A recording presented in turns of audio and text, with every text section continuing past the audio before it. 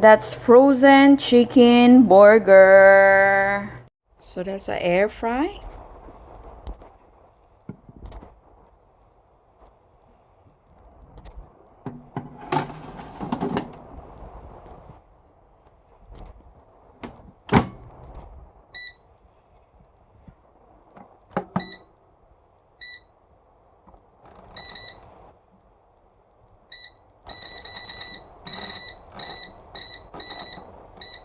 For 11 minutes.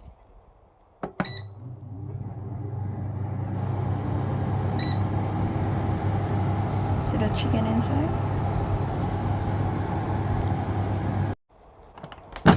Finish.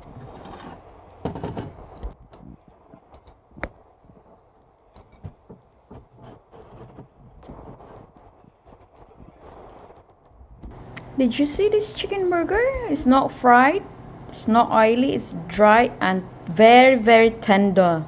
So nice. Try it.